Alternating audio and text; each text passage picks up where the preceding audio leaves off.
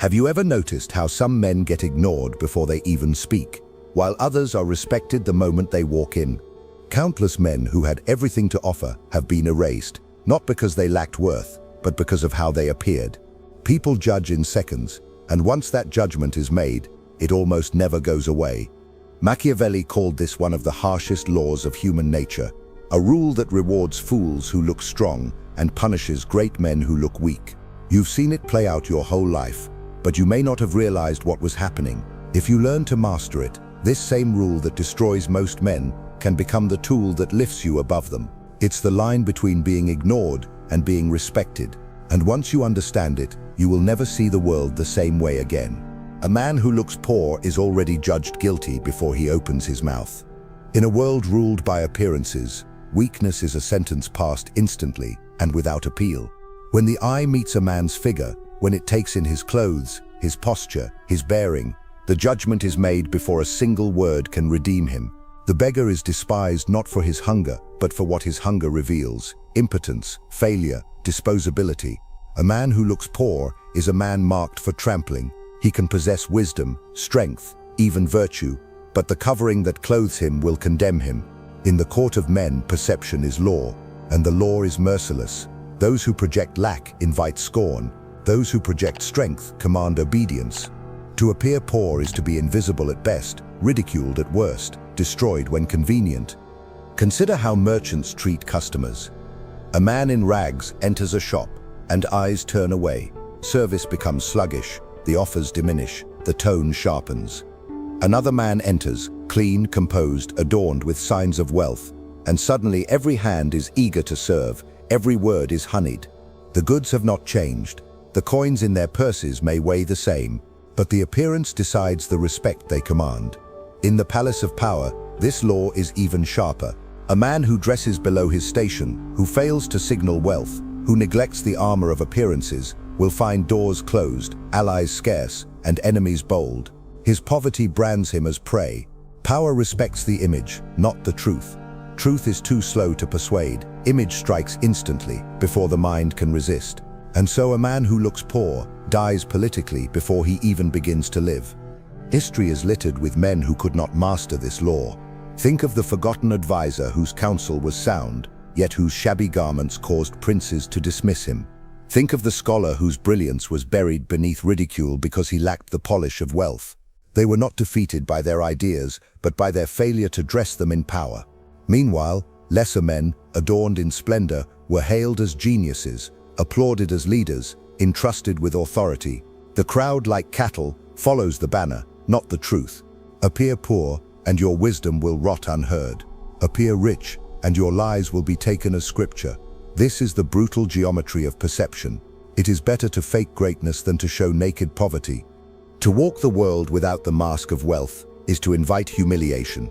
Imagine the man in the market whose shoes are cracked, whose jacket is thin, whose posture bends with shame. He passes and the crowd sees not a man, but a warning. This is what failure looks like, whispers every eye. He becomes an example to frighten others. But imagine another man, no richer in coin, yet shrouded in clean attire, upright, his gaze steady. The world bends differently around him. Traders lower their prices, women soften their voices, guards part ways. Both men may share the same poverty, but one has disguised it, and in disguise he has power. Men do not obey the facts, they obey the symbols. Appearances enslave them more than reality ever could. You must understand that poverty is not simply the absence of wealth, it is the presence of weakness. And weakness is blood in the water. To display it openly is to beg the wolves to feast. The man who looks poor invites betrayal, insult, dismissal, robbery.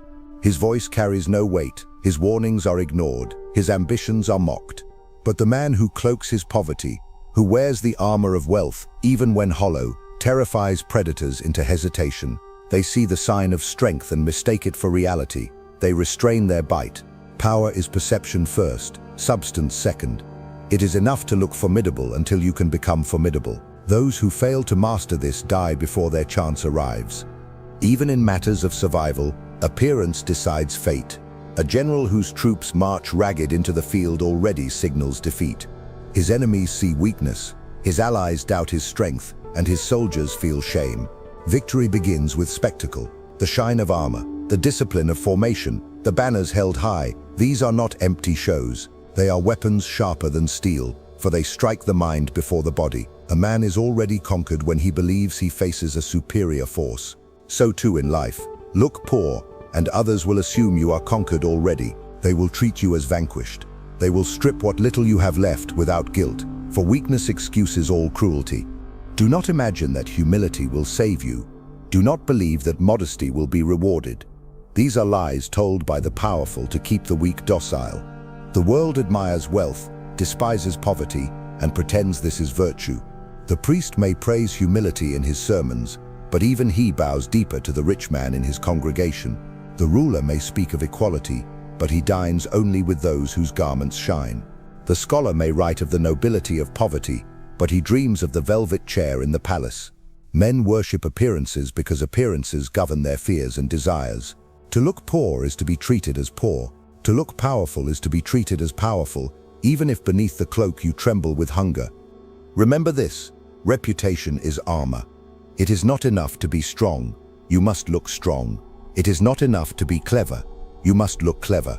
Men judge not by truth, but by what their eyes can seize in an instant.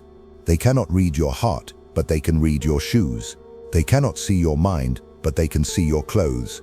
They cannot weigh your courage, but they can weigh your posture, and they decide your fate on this evidence alone. To neglect this law is suicide. To master it is survival. Every prince, every ruler, every merchant, every soldier knows it. Only the fool ignores it. Only the poor man despises it, and in despising it remains poor. If you wish to rise, you must cloak yourself. Cloak your weakness in symbols of strength. Cloak your poverty in signs of wealth. Cloak your doubt in gestures of certainty.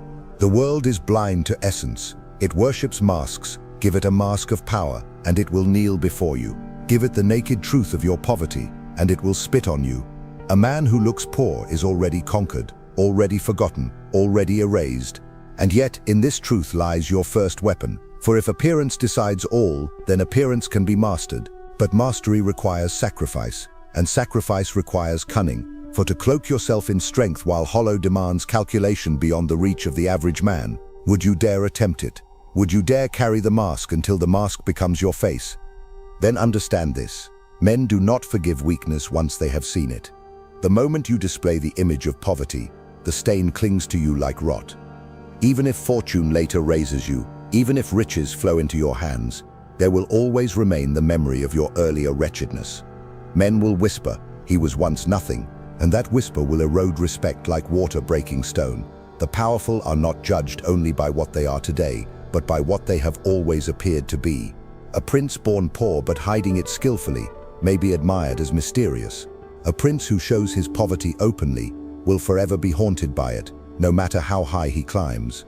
The lesson is simple: never let them see you fall beneath the dignity of wealth. Better to starve in silence than to let them watch you eat scraps. In every street, in every gathering, you can see the law at work. Watch how a crowd parts for the man dressed in elegance, while it closes upon the ragged as though they were diseased. Observe how silence falls when the adorned one speaks, while the poor man's words vanish like smoke in the wind. This is not merely vanity, this is survival. For men associate the image of wealth with capability, with resources, with danger, and they associate the image of poverty with impotence, with lack, with safety to exploit. He who looks rich is approached with caution. He who looks poor is attacked without fear. To be underestimated is not a blessing, it is a slow death. For the underestimated man is stripped of allies, ignored in councils, dismissed in courts. Even his enemies waste no time destroying him, for he is not worth the effort. He is allowed to decay in obscurity. That is the most certain death of all. Consider how rulers use splendor, not for comfort, but for command. Thrones of gold, palaces of marble, armies draped in bright colors. These are not luxuries. They are instruments of terror and respect. The palace itself is a weapon, for its magnificence convinces subjects that their ruler is divine, untouchable, ordained. If a prince were to dress simply, to walk without guards, to eat like a commoner, the people might love him, but they would never fear him. And without fear, his throne would be fragile. Thus rulers invest fortunes in spectacle, for spectacle is the strongest fortress. Learn from this, Even in private life, the trappings of wealth shield you like armor. To discard them is to step naked into a battlefield. You may argue that honesty is noble, that to display your poverty is to live truthfully, but truth is a weak currency in the marketplace of power. The honest beggar dies forgotten, while the deceiver cloaked in riches becomes master of men. Do you think merchants truly weigh honesty when they lend coin? They weigh appearance. Do you think soldiers follow honesty into battle? They follow the shining standard, the promise of plunder, the sight of grandeur. Do you think a woman chooses honesty in love? She chooses the symbol of strength, the man who looks as though he can provide. Everywhere, in every matter of life, appearance commands while truth begs. To cling to honesty without mastery of appearances is not virtue. It is suicide disguised as morality. Understand also the cruelty of memory. When a man first meets you, he remembers the image you show him, not the words you speak. That image, once etched, governs every judgment thereafter. If the first impression is one of wealth, he will forgive later failings, for he will cling to that noble picture. If the first impression is one of poverty, no later success will fully erase it. You will always carry the scent of lack. Men trust what they saw first, and they rarely abandon it. Therefore, the first time you step into any room, you must appear more powerful than you are. Do not wait until you have wealth to look wealthy. Do not wait until you have power to look powerful. Pretend until you possess, and once you possess, never let them see you without it. Even the arts of religion and politics are soaked in this law. Priests drape themselves in robes, not because God demands silk, but because men respect silk more than holiness. Judges sit in elevated chairs, not because justice requires height, but because men bow more easily to those who look taller. Politicians speak from balconies, not because words fly farther from stone, but because men believe those above them must be important. The mask is everything. The ceremony is everything. The theater is everything. The people are blinded by vision and deaf to substance. And so the man who appears poor in such a theater is not seen as humble. He is seen as unworthy of the stage. His voice cannot reach beyond the curtain of his appearance. This is why you must fear not only poverty itself, but the look of poverty. To lack coin is dangerous, but to look as though you lack it is fatal. Many men climb from poverty to greatness by disguising themselves, by creating the illusion of fortune long before they possess it. They borrow garments, they polish their speech, they master gestures, they dine with those above them until the world forgets they ever came from below. And once the world forgets, they are safe. But those who parade their rags, those who let the world know they are poor, are condemned forever to kneel. For the world rarely allows a man to rise from the image he first shows. And if that image is poverty, then poverty will be his prison, no matter how far he climbs. The lesson is merciless, but truth always is. You must never look poor, even if you are, because the eye of man is swifter than his reason. And once it has judged you, you cannot escape its verdict. The man who looks rich, even when empty, is feared and respected. The man who looks poor, even when full of wisdom, is despised and ignored. This law binds rulers and beggars alike. You may break every other rule and survive, but break this one, and you are already destroyed. And the destruction does not come with thunder or flame. It comes quietly, in doors that never open, in allies that never appear, in voices that never listen. It comes in silence, in emptiness, in being forgotten. And there is no slower, colder death than that. And so you must understand the danger of letting yourself be seen in want. For men exploit not only your weakness, but their memory of it. Once you are known as poor, every gesture you make afterward is colored by suspicion. If you rise, they whisper that you rose by luck, by deceit, by some unnatural trick. They will not attribute your success to talent or effort, but to fortune's accident, and so they will deny you honor. Poverty stains the man even when wealth later clothes him. The crowd does not forget, and because it does not forget, it does not forgive. To escape poverty is difficult, but to escape the reputation of poverty is almost impossible. That is why prevention is better than cure. It is better to cloak your poverty at the start than to attempt to erase it once revealed. Observe how the cunning survive. They may not own much, but they invest in appearances as if appearances were gold itself. The coat is polished though borrowed. The shoes are clean though worn. The words are firm though the stomach is empty. By the time others discover the truth, it is too late. The image has already done its work. Respect was gained, doors were opened, trust was given. This is the art of survival.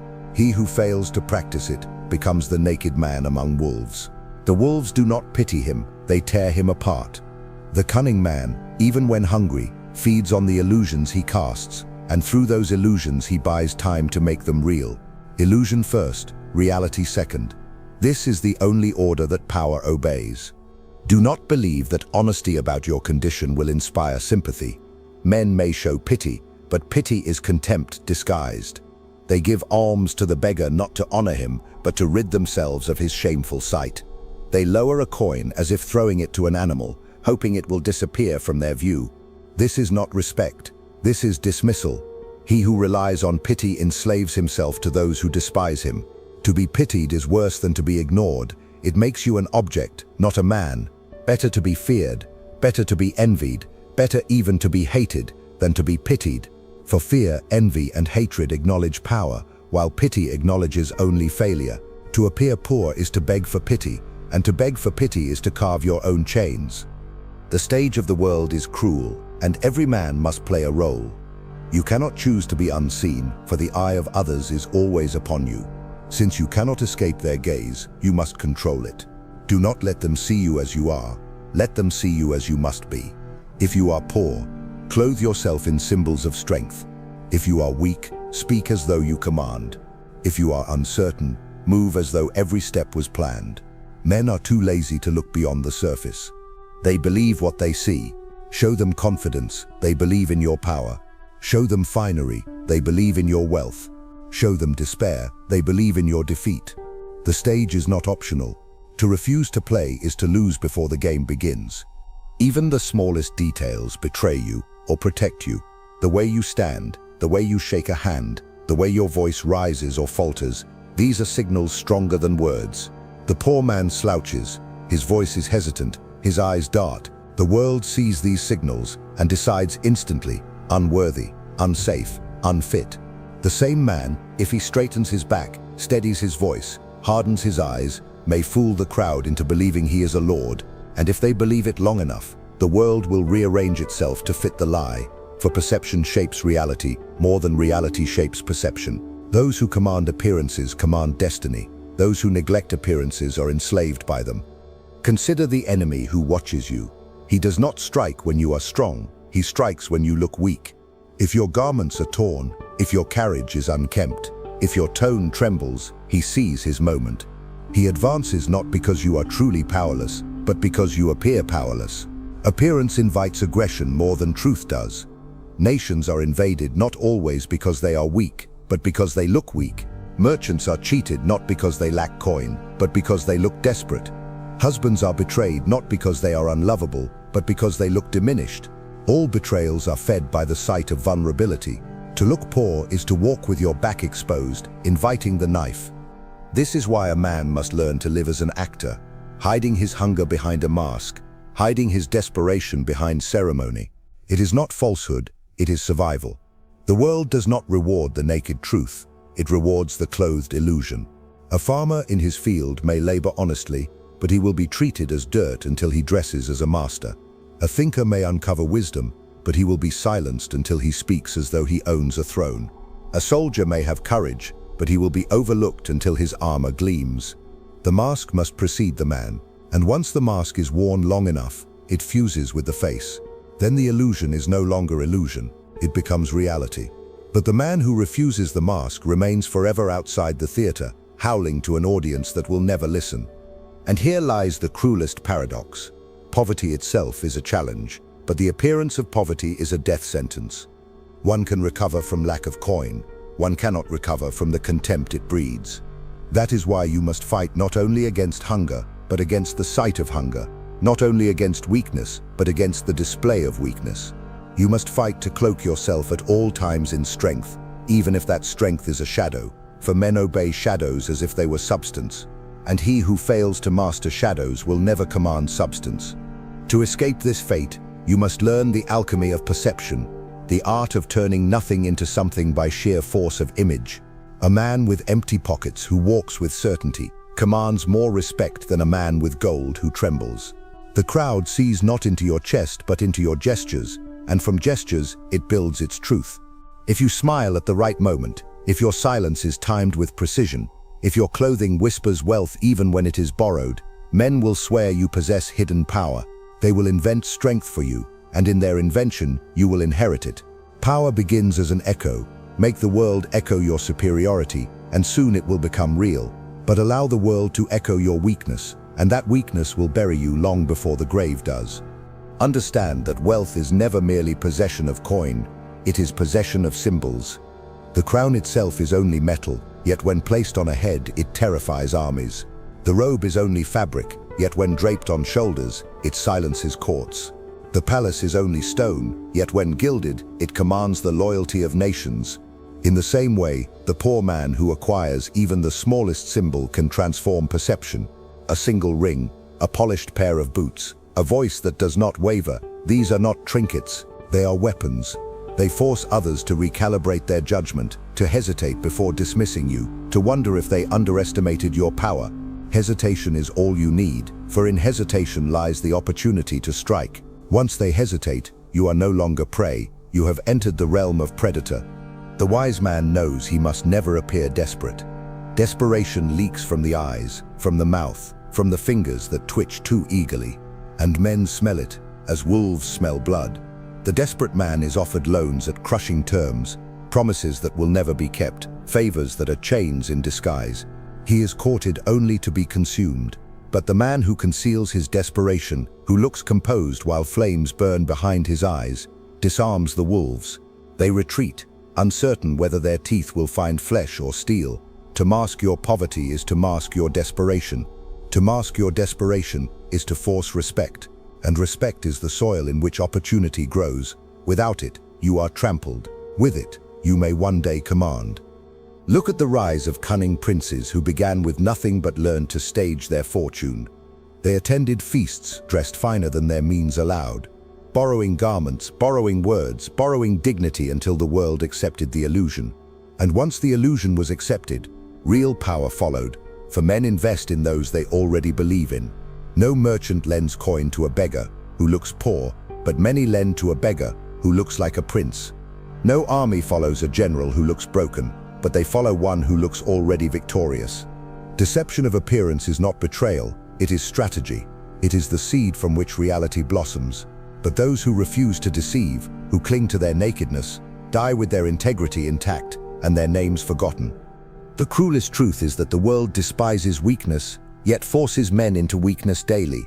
The majority toil, the majority hunger, the majority live in scarcity, yet they hide it as though it were a crime, because indeed it is treated as one. And so life itself becomes a theater where every actor must perform wealth, strength, certainty. Some perform poorly and are jeered. Some perform well and are applauded. But the stage allows no absence. To step on it without costume is to be ridiculed until silence becomes your only refuge. If life is a stage, then to look poor is to appear unclothed before the mob. And the mob does not forgive nakedness, it devours it. To survive, you must costume yourself. To rule, you must dazzle them until they forget there was ever a costume at all. Do not mistake this as an invitation to vanity. Vanity is weakness disguised as pride. What I teach you is calculation. Every coin you spend on appearance is a weapon bought. Every hour you devote to posture and bearing is a fortress built. Vanity seeks applause. Strategy seeks survival. Vanity wastes wealth on ornaments. Strategy invests wealth in signals of power. The vain man wants to be admired. The cunning man wants to be obeyed. The vain man looks rich only to satisfy his reflection. The cunning man looks rich to bend the will of others. One is self-indulgence, the other is war, and life is war. Every street, every marketplace, every council hall is a battlefield of perception. On this battlefield, the man who looks poor has already lost before the first blow is struck. You must therefore discipline yourself never to be careless with appearances. A wrinkle in your clothing can be a crack in your armor. A tremor in your voice can be the opening your enemies need. A gesture of hesitation can invite the strike that kills you. Men do not forgive these things. They do not say, "He was only tired, he was only distracted, he was only poor." They say, "He is weak," and weakness, once named, cannot be untied from you. It becomes your brand, burned into your skin by the gaze of others. They see it once, and they see it forever. Guard yourself as you would guard your throne, for every glance at you is a judgment, and every judgment is either a step toward power or a step toward ruin. The decision rests not in their eyes, but in the image you present to them.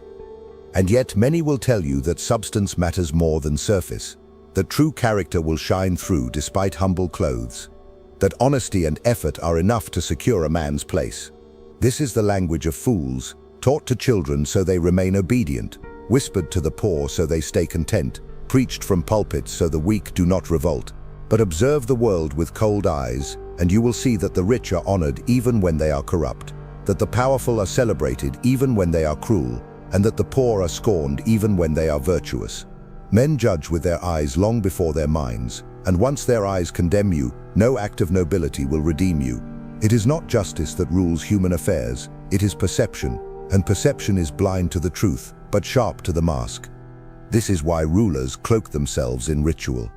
A coronation is not about governance, but about spectacle. Incense rises, bells ring, robes shimmer, not because these things create wisdom in the prince, but because they create obedience in the people. They see grandeur, they bow, they see finery, they submit. The man beneath the robe may be a coward, but the robe itself transforms him into something feared. If a king were to walk into his court dressed as a beggar, even if his power remained, his grip would falter. The same men who once trembled before him would now laugh in his face. The crown would still sit on his head, but it would have lost its power. Power is not in the object, but in the image of the object. Lose the image, and you lose the obedience it commands. Even in private dealings this law holds. A merchant who arrives at the table looking poor will be offered crumbs, even if his chest is full of gold. The buyer assumes weakness, and weakness invites insult.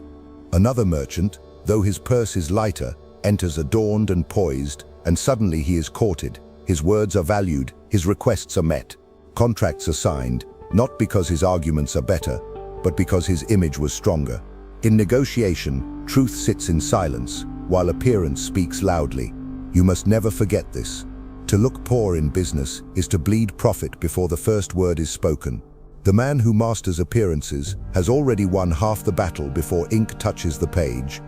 Think also of how armies march.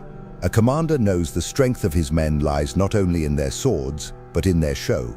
Flags are raised high, drums thunder, armor gleams in the sun. Even a tired, underfed army can terrify the enemy if it looks unbreakable. And even a strong, well-trained force can collapse if it looks ragged and hopeless. The battle is decided first in the mind, and the mind judges by appearances. Soldiers fight harder when they believe they are led by strength. Citizens obey longer when they believe their ruler possesses endless resources. Enemies hesitate when they believe their opponent is untouchable. If you look poor, every enemy will advance upon you without fear. If you look rich, they will hesitate, and in hesitation lies your survival. There is also the matter of allies. A man who looks poor will find his circle filled with vultures who offer aid only to extract more from him. They will lend him small sums, not out of kindness, but to bind him in chains of debt.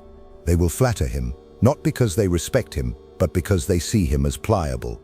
And when the time comes to choose between him and a rival who looks wealthy, they will abandon him instantly, for loyalty in this world is a transaction, and men prefer to invest where they believe profit lies. If you look poor, you are already bankrupt in their eyes, no matter the truth of your worth. But if you look rich, even when your coffers are empty, they will fight to remain near you, hoping to feed on your promise. Allies are not won with honesty, they are purchased with appearance. The same cruelty governs love. A man who looks poor may be praised for his heart, but he will rarely be chosen. Women seek security, and security is first seen in symbols of strength. The suitor who enters dressed in refinement, speaking with composure, appearing as though he holds the world in his palm, will win devotion even if he owns nothing. The suitor who comes in rags may offer genuine affection, but affection cannot compete with fear of hunger. Appearances decide where loyalty lies. To look poor in love is to beg for rejection, to beg for betrayal, to beg for humiliation. Those who refuse to master this law condemn themselves to loneliness or exploitation. Those who embrace it bend even the most skeptical hearts to their command. You may believe that rejecting appearances makes you free, that refusing the mask liberates you from the chains of society's judgment. But this is a dangerous illusion. The world will not honor your defiance, it will punish it. Men who refuse to play the game are not respected, they are erased. Their voices do not carry, their influence does not spread, their ambitions rot before they bear fruit. Freedom without power is a cage, and power without appearances is an impossibility. You cannot escape the stage, you can only choose whether you appear upon it as master or as fool. The man who looks poor plays the fool. The man who cloaks himself in wealth, even when false, plays the master. And men obey the master while they laugh at the fool. Never forget, the eye is the tyrant of judgment. The crowd does not care for what is hidden in your chest. They care only for what they can see in an instant. Look poor, and you have already lost before the conversation begins. Look rich, and even your silence commands respect. Appearances are not ornaments, they are weapons, shields, fortresses. And without them, you stand naked, trembling, and ready for slaughter. Consider what happens when a man allows himself to be seen in rags. He may have noble intentions, a brilliant mind, or even a secret fortune, but the instant the eye registers poverty, judgment is passed and cannot be withdrawn. Every word he speaks afterward is weighed against that first image and found lighter. Every claim he makes is doubted, every promise distrusted, every ambition mocked. His poverty becomes the lens through which all else is seen. This is why first impressions are weapons sharper than swords. They strike before the mind can resist. Once cut, the wound lingers forever. And in politics, in business, in love, a wounded reputation never fully heals. To look poor is to inflict that wound upon yourself before your enemies even draw their blades. A ruler understands this instinctively. He parades in robes, crowns, jewels, surrounded by banners and guards, not for comfort, but for power. The show is the substance. Without the robes, he is just a man, vulnerable to ridicule, vulnerable to disobedience. The crowd bows not to his flesh, but to the symbols that clothe it. If he were stripped of them, if he appeared as a beggar, no amount of laws or decrees could protect him from mockery and revolt. The throne itself would shatter, because the throne lives only in the minds of those who believe in its grandeur. This lesson extends beyond kings. Every man who wishes to rule, even if only over his household or his trade, must clothe himself in symbols that declare authority. To appear poor is to invite rebellion against you, even from those who once served you loyally. And yet, some men comfort themselves with the lie that sincerity will carry them. They say, if I work hard, if I speak truly, if I am honest about my poverty, men will respect me. But sincerity without spectacle is invisible. It is the whisper of a dying man against the roar of a trumpet. No one hears it. And if they do hear it, they despise it. For men do not admire honesty when it reveals weakness. They admire cunning, they admire strength, they admire the performance of wealth. You may toil endlessly, you may speak with the voice of reason, but if you look poor, your labor will be stolen and your words ignored. The world does not reward effort, it rewards appearances. And the man who refuses to understand this condemns himself to be a servant until death. Think of how betrayal is born. Rarely do men betray those who look powerful. They hesitate, fearing the retribution that might follow. But when a man looks poor, betrayal comes swiftly, for there is no fear of consequence. The servant steals from the poor master because he knows his master lacks strength to punish him. The ally abandons the poor comrade because he knows no power will come in retaliation. The wife despises the poor husband because she knows no protection can shield her. Weakness invites treachery, and treachery multiplies when weakness is displayed. To look poor is to hang a sign on your back that reads, "Betray me without fear." The man who avoids this fate is not always strong, but he is always cautious enough to conceal his weakness. Even in war, this truth devours the careless.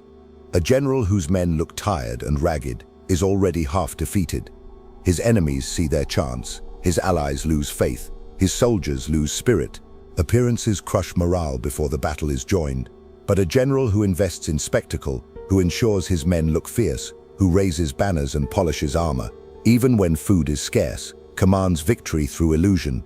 The enemy falters, the allies rally, the soldiers fight as though possessed. Victory is written in the eyes before it is written on the ground, and so it is with life itself.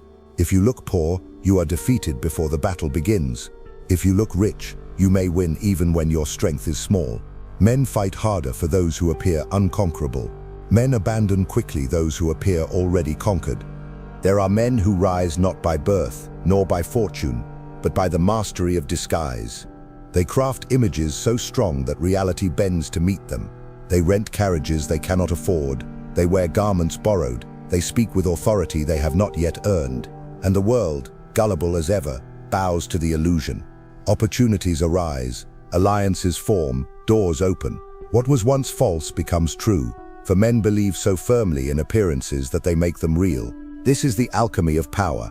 To look wealthy is to be treated as wealthy, and to be treated as wealthy is to gain wealth. To look poor is to be treated as poor, and to be treated as poor is to sink deeper into poverty. Illusion feeds reality, reality feeds illusion, and the cycle spins forever.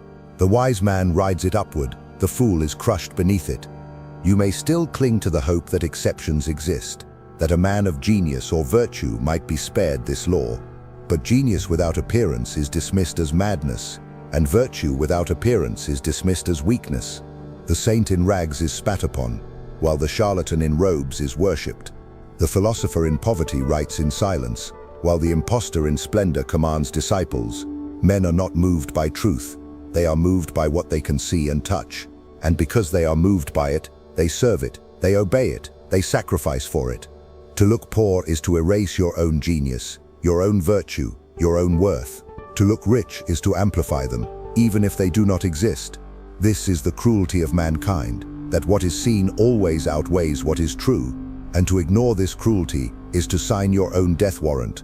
There is another danger in looking poor. It marks you as replaceable.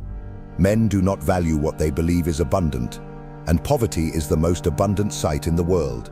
Every street has beggars, every market has the desperate, every village has the broken. When you appear among them, you dissolve into the faceless mass. No one distinguishes you, no one remembers you, no one fights to preserve you. You become one more nameless shadow, easily discarded. But when you appear adorned in symbols of wealth and strength, you set yourself apart from the herd. You force men to take notice, to whisper your name, to consider your presence. Distinction is power, and appearances are the first, most immediate tool of distinction. Without them, you are swallowed by obscurity. With them, you carve yourself into memory. Even allies will not fight for a man who looks poor. They may share his bread, they may smile at his humility, but when battle calls, they will stand behind another who looks as though he commands destiny.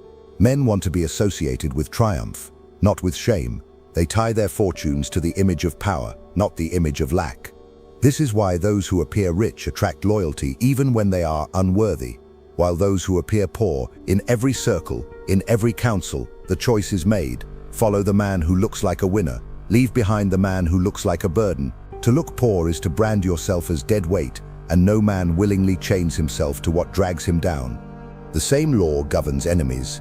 They strike quickly at the man who looks poor, for they sense no risk in doing so. He appears defenseless, so they attack with boldness. They appear merciful in sparing him, but the mercy is only mockery, for they never feared him to begin with. But against the man who looks rich, who radiates the image of strength, enemies hesitate. They calculate, they delay, they wonder what hidden weapons or allies he might hold. That hesitation is the difference between life and death. One is assaulted without pause, the other commands fear even without action. The man who looks poor invites predators to feast on him, while the man who looks rich poisons the air with doubt, and doubt restrains the boldest hands. Fear protects more than steel, and fear is born from appearances. Even the marketplace reflects this cruel symmetry. The customer who looks poor is cheated, given the lowest quality, treated with disdain. The customer who looks rich is courted, offered the best, treated with reverence. The irony is that the poor man often has the same coin as the rich-looking one, but the treatment is not determined by the weight of the purse, it is determined by the weight of the appearance. Men do not calculate, they react, they assume, and in their assumption lies your fate. If they assume weakness, you are dismissed. If they assume power, you are elevated. Appearances are the shortcut of judgment, and men are too impatient for anything else. That is why the man who looks poor is doomed to lose, even when he possesses everything needed to win. Do not think that humility will win you secret admiration. Humility is praised only when it is worn by the powerful. When a king humbles himself, men marvel because they know he has the option of grandeur. When a poor man humbles himself, men sneer because they see only inevitability. The king's humility is choice. The poor man's humility is compulsion. Choice is respected, compulsion is despised. To look poor is to show that your humility is forced upon you, and nothing forced commands admiration. If you wish to be admired, you must first cloak yourself in power. Only then can your humility appear as virtue. Without that cloak, it appears as weakness, and weakness is spat upon. And so the path is clear. You must invest more in appearances than in comfort, more in symbols than in luxuries, more in what men can see than in what you yourself can enjoy. A rich meal eaten in solitude grants only momentary pleasure. A fine coat worn in public grants lasting power. A private treasure buried in the earth keeps you alive in silence, but a borrowed jewel displayed in the open can build you an empire. Appearances magnify every possession, every act, every word. Without them, even wealth shrinks to nothing. With them, even poverty swells into influence. The wise man chooses the latter, for he understands that men obey not what is, but what seems to be.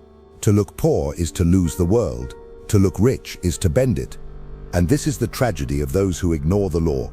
They may labor tirelessly, they may speak with brilliance, they may burn with ambition, but without the mask of wealth, they remain unseen, unheard, unloved.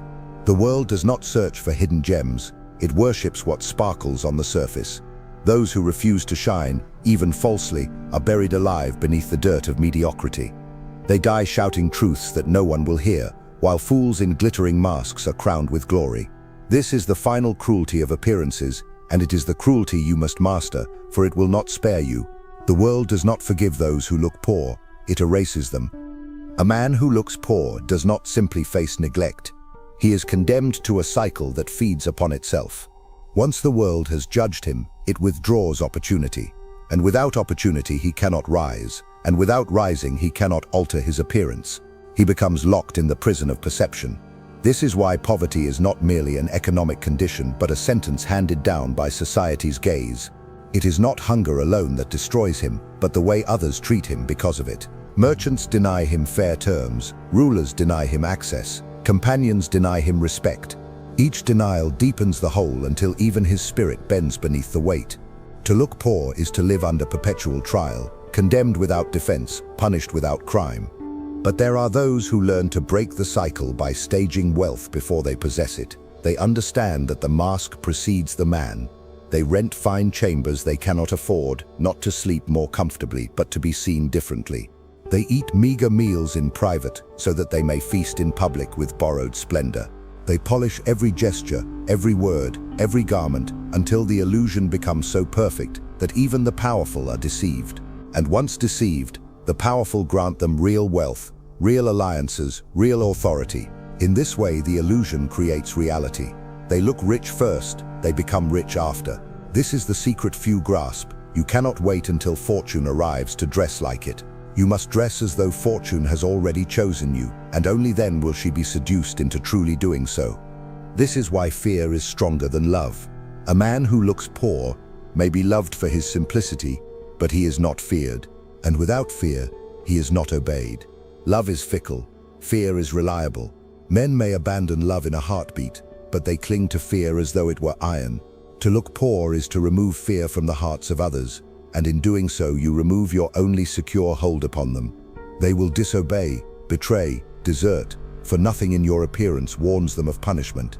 But to look rich, to look powerful, to look like one whose wrath is costly, this instills fear even before you act. Fear secures loyalty where affection fails, and appearance is the root of that fear. Cloak yourself in power, and men tremble even at your silence. Appear poor, and they mock you even when you shout. Even religion itself, which claims to despise worldly show, thrives upon appearances. Cathedrals rise higher than palaces, not to honor God alone, but to terrify men into awe. Golden chalices, jeweled robes, choirs resounding through vast halls. These are not tools of prayer, but tools of submission. If priests wore rags and worshipped in huts, few would bow before them. But clothed in splendor, they are treated as gods themselves. This is proof eternal, that appearances command obedience more than substance ever will. The same rule applies to you. If the priest needs robes to inspire devotion, how much more must the common man need symbols to inspire respect? To reject appearances is to reject influence. and no man who rejects influence can claim to live free. Think also of inheritance. A father may leave his son wealth, but if the son squanders his appearance, the fortune will wither. Spendthrift heirs are not ruined first by their empty treasuries, but by the visible decay of their dignity. Once they look poor, creditors swarm, allies vanish, enemies sharpen their teeth. The decline of appearances invites the decline of reality. This is why wise heirs maintain splendor at all costs, even if it drains their coffers, because they know once appearances are lost, the coffers will soon follow anyway. Better to starve privately while looking magnificent in public than to eat well while looking broken. One preserves opportunity, the other destroys it. The illusion of wealth is itself a form of wealth, more precious than gold, for it purchases trust, respect, and survival. You must also see how contempt operates. Men do not despise poverty because they hate the poor individually. They despise it because it frightens them. Poverty is a mirror in which they glimpse their own possible ruin. They turn away in disgust, not at the man, but at the fate he represents. This is why they lash out at him, mock him, dismiss him. It is not cruelty alone, it is fear disguised as contempt. To look poor is to remind the world of death, decay, impotence. No one wants to be near such reminders. But to look rich is to remind them of triumph, security, power, everything they crave, and so they draw near, they offer, they follow. One image repels, the other attracts. Master this, and you can move men like cattle. Fail, and you are trampled beneath their stampede. Never underestimate how swiftly men draw conclusions. In the blink of an eye, before you speak a word, they have measured your worth. This judgment is not carefully reasoned, it is instantaneous. And once made, it is nearly impossible to reverse. The man who looks rich enters a hall and is assumed to be competent, capable, worthy. The man who looks poor enters the same hall and is assumed to be foolish, desperate, unworthy. From that moment, every word, every act, every gesture will be interpreted through that lens. The rich-looking man's failures are excused, the poor-looking man's successes are ignored. Such is the tyranny of perception. You cannot escape it, only manipulate it. And to manipulate it, you must never, under any circumstance, allow yourself to look poor. Even silence itself is interpreted through the mask you wear. When a man who looks rich is silent, his silence is mistaken for wisdom, for calculation, for hidden strength. Men lean forward, waiting to hear what profound thought he may finally release. But when a man who looks poor is silent, his silence is mistaken for ignorance, for weakness, for shame. Men turn away, convinced he has nothing worth saying. The same act is judged differently, not because of truth, but because of appearance. This is the curse of poverty's image. It distorts every gesture, every word, every breath. The world sees you not as you are, but as it has already decided you must be. And once that judgment is made, you live in its prison until you break it, or until it buries you. This is why cruelty must sometimes be cloaked in splendor. A ruler who punishes in rags is hated as a brute. A ruler who punishes in robes is feared as a god. Men forgive harshness when it is dressed in majesty, but they resent even kindness when it comes from those who look lowly. Consider the beggar who offers advice. It is dismissed with mockery. Consider the prince who says the same words. It is recorded, applauded, carved into stone. The truth of the counsel does not change. The only thing that changes is who wears the mask of power. To look poor is to throw pearls into the mud. To look rich is to have even your dust mistaken for gold. And if you wish your words to echo, you must first make your image thunder. Do not think that time will correct these injustices. Time does not cleanse appearances, it fossilizes them. The first impression hardens into permanent stone. Men will remember forever how they first saw you, and they will chain you to that vision. If you looked poor, you will always be poor in their eyes, even if riches later fill your hands. They will say you became rich by accident, by fraud, by undeserved chance. They will never allow you dignity, for they never gave it to you at the start. But if you looked rich at the beginning, even when you were penniless, they will forever believe you were destined for greatness. When you stumble, they will call it a trial. When you fail, they will call it a lesson. They will grant you excuses because their eyes already declared you a master. Appearance writes destiny more enduringly than any truth of character. This is why betrayal clings so easily to those who look poor. Their allies, their lovers, their companions betray them without hesitation, for they feel no shame in deserting what they never respected. Loyalty is not born of virtue, it is born of fear and pride. Men are loyal to what they believe is strong, for it flatters their own sense of survival. Men are loyal to what looks secure, for it shelters them from risk. But who would be loyal to the poor? Loyalty to the poor is seen as foolishness, as wasted effort, as suicide. This is why those who look poor are abandoned again and again, while those who look rich are pursued even by those they have wronged. To cloak yourself in wealth is to cloak yourself in loyalty. To appear poor is to strip yourself naked before the storm. Even ambition bends to this law. A man who looks poor but declares lofty goals is ridiculed. They laugh at his plans, not because they are impossible, but because they do not fit the mask he wears. The same ambition, voiced by a man who looks rich, is taken as prophecy. They believe he will succeed simply because he appears capable of success, and because they believe, they assist him, they open doors, they pave the path. In this way, appearance is not merely a shield, it is the very engine of destiny. It makes others conspire to bring about what they already assume will happen. And thus the poor man, who may have the same fire, the same talent, the same resolve, is denied not by fate, but by perception. He is defeated before he begins, not by reality, but by image. So understand, every gesture, every garment, every possession you reveal is a declaration of who you are. To look poor is to declare yourself prey.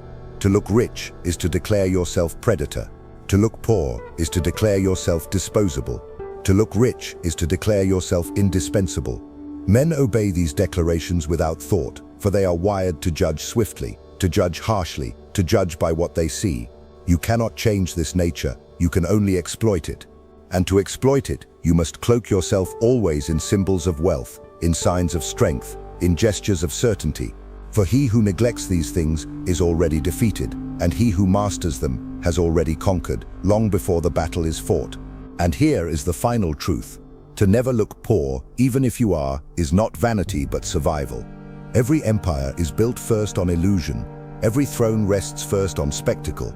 Every victory is won first in the eyes of men before it is sealed in their hands.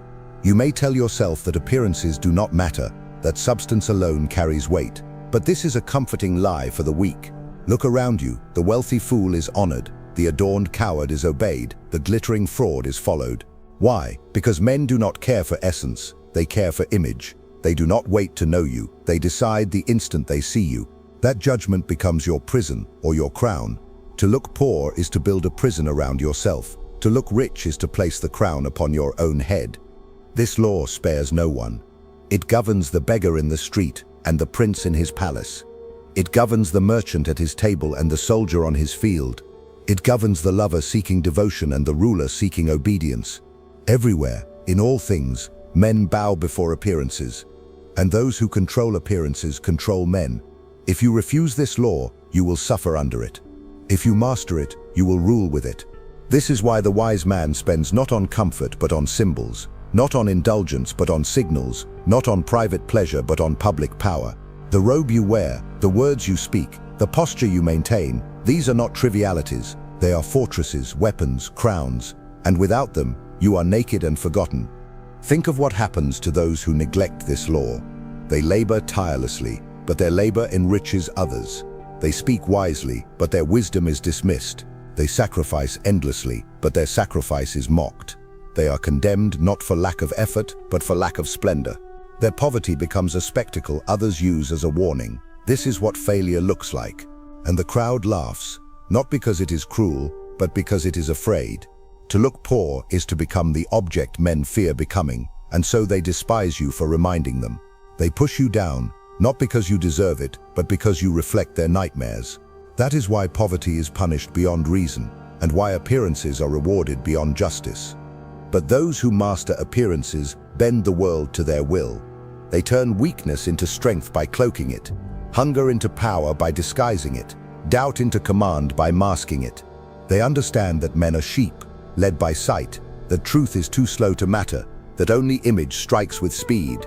They build their thrones upon illusions so convincing that illusions become reality. They may begin with nothing, but because they look like everything, they attract everything. Allies rush to them, enemies hesitate before them, lovers cling to them, crowds worship them, And by the time reality catches up, they no longer need illusion, for they have made it real. This is the secret of survival: to look powerful until you are, to look wealthy until you are, to look victorious until you are. So remember this: you cannot escape appearances. You can only choose whether they destroy you or serve you. If you look poor, you will be trampled, forgotten, erased. If you look rich, even when your purse is empty, you will command, you will endure, you will rise. The world bows to masks, not to faces. Give it the mask of power, and it will obey. Show it the naked truth of your poverty, and it will spit on you. There is no justice in this. There is only necessity, and necessity demands that you never, under any condition, look poor. For the man who looks poor has already lost, and the man who masters the illusion of wealth, even if only borrowed, has already won. If you've made it this far, it's because a part of you already knows this truth. To look poor is to be condemned before you even speak. Men do not wait for your essence, they bow only to your mask. Now tell me in the comments, are you ready to cloak your weakness, to master illusion until it bends into reality?